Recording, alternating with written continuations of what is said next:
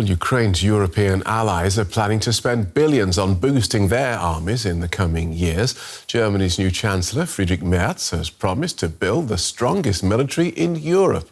And Britain's government has just published its Strategic Defence Review, which says the country must be ready to fight and win a full-scale war. But will they be able to find the soldiers they need for their plans? A survey released by the pollsters Gallup last year asked people around the world whether they would be willing to fight for their country if it was involved in a war. In Germany, 23% said yes, 57% said no, and 20% didn't know or didn't answer. In the UK, 33% said yes, 50% said no, and 17% didn't know or didn't answer. Sorg has actually researched whether Europeans are willing to defend their countries. He's currently with Harvard University's Belfer Centre. Welcome to the day. When we look at defence spending amongst NATO members in Europe, we see countries like Poland and the Baltics, countries closer to Russia, willing to spend more on defence. Is proximity a factor when it comes to the willingness of young people to fight for their countries? Thank you so much for having me. You are indeed quite correct about this observation. We see this in defense spending. We also see this in the willingness to fight, that in countries that are closer to an aggressive neighbor, there seems to be more people who say they're willing to fight for their country. But this only explains so much. So, for example, we also have countries like the Czech Republic or Bulgaria, which actually score quite low on the willingness to fight question. So there seems to be some outliers, but generally speaking, and this is also what I found in research with my colleagues at the Free University Amsterdam and University of Rotterdam, generally speaking, there seems to be a connection here. The closer you are to ongoing fighting, the more willing you are to sort of defend your country. OK, physical proximity. How about temporal proximity? Do those figures change as the memories of war recede with each generation? Indeed, the figures have changed quite considerably throughout the last 40, 50 years. But maybe not necessarily in the way that you implied here now. For example, in the 1980s and 1990s, in Western European nations, the willingness to fight was actually quite a bit higher than it is today. And then you really see a drop in the late 1990s, 2000s, early 2010s. And since then, we've seen a bit of an uptick again. There has been a very long-running survey in a lot of global but also European countries. And there we can really track these changes. And so the low point was really in the 2000s, 2010s. And since then, there's been an uptick again. And can you speculate on why that might be? Why the high points in the 80s are down and then up again? This is a very good question. I think one of the factors is a very broad sort of societal phenomenon, which we see, I think, in many different societies. And this is a bit of a speculation now here on my side. But I think what we see is that we have entered post-heroic societies. So this idea of dying to fight for your country is just not as prevalent again. But then in sort of the past decade or so, and now we come back to the proximity question, I think a lot of people in Europe have come to believe that, their neighborhood maybe isn't as peaceful as they thought it was, especially in Western Europe, of course. And so among these people, in this time since, 2015 and onwards, I think there has been somewhat of a realization or a new belief that has formed that, we maybe need to fight to defend our countries. OK, I wanted to talk to you about that. So you're looking at, you see an uptick from 2015, which coincides with what was going on in Ukraine, I would imagine.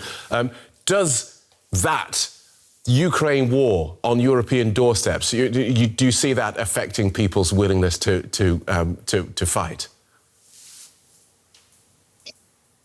Well, I would believe so, yes. But it is a little bit difficult to fully answer this because there's simply not a lot of surveys that have been conducted with exactly the same question, right, before and after the full-scale invasion of Ukraine by Russia. But I know of at least one in Germany where it was asked in 2021, 2022. So we can imagine that not that much has changed between those 2 years, except from the full-scale invasion of Ukraine. And there we see about a 10 percentage point increase, so from 30-something percent to 40-something percent. I think there's a pretty clear indication that there's something going on here with the Ukraine war.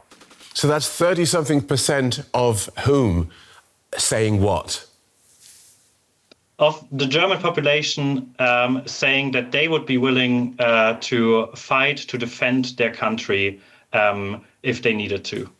And do you see any difference, either in the German study or elsewhere, do you see any difference between age and gender when it comes to willingness to fight? Certainly. I think this is one of the most consistent findings across many different research projects. The older people get, the less, and I think that makes sense in a way, right? The less willing they say they are to fight. And then there's a big gender gap where men seem to be much more willing to imagine themselves fighting than women. And in my own research, I've interviewed groups of people to see why this might be the case. And it's quite interesting because a lot of women simply think that they can't really contribute that much to war fighting, right? They would rather want to support this effort in other manners. But yes, there is a big difference between age groups and also the gender question. OK, so Ukraine is now giving young people financial incentives and a definite endpoint in their contracts to encourage them to volunteer. Is that likely to be effective? What do you think might be more effective? No, I think this is exactly the right way to go about this. I mean, the people in Ukraine have already, shown a remarkable resistance to the Russian onslaught. And, if anything, I think you now need to try to make the conditions better for people that sign up to fight, to potentially die for their country. And so I think, advance payments, but also trying to improve the general conditions of being in the military, if possible at all, are two pretty promising avenues, I would say. OK. And so now we have countries around Europe looking at what's going on in Ukraine and planning for a completely different future to that they anticipated before Russia launched its full-scale invasion. Are countries like Germany and the UK, who now want to boost their army numbers, are they likely to have enough potential volunteer recruits, or are they likely to have to start forcing people?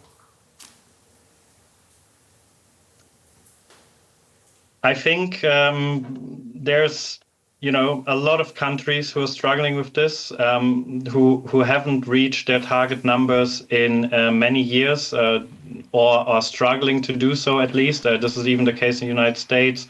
As you said, Germany, the United Kingdom are now thinking of how to go about this. Again, one avenue is definitely try to incentivize by paying higher salaries, offering an education, offering a sort of a way out after some time into a promising sort of job future.